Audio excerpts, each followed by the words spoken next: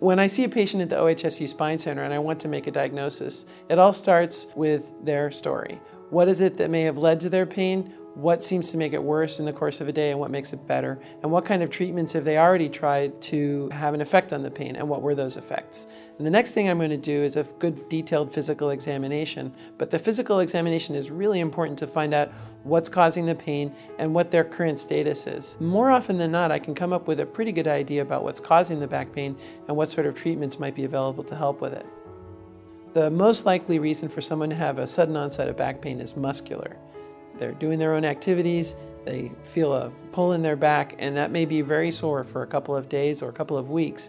The second most common type of back pain is from arthritis in the back. That may be present with muscular pain. And the third most common problem that I see would be more like a sciatica picture. That's where somebody who has a disc herniation in the back causing some compression of the nerve.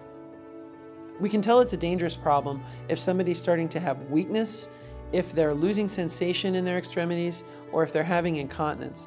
For most people, those things are not occurring. It's pain, and it's bothersome, and it gets in the way of their daily activities, but it's not a dangerous problem. In that case, these considerations are important for self-care. Number one, stay physically active as much as possible. It's important not to become deconditioned. Number two is to maintain a healthy weight. If someone's very overweight, that's obviously an excessive strain on their back, and it even contributes to neck pain. And number three is to maintain good nutrition and hydration status.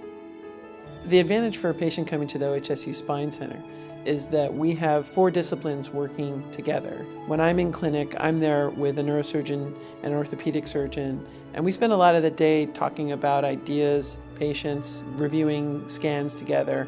This has enhanced my knowledge considerably, and it's enabled me to provide better care to patients, but it's also familiarized me with what my surgical colleagues are expecting and what they can do for patients.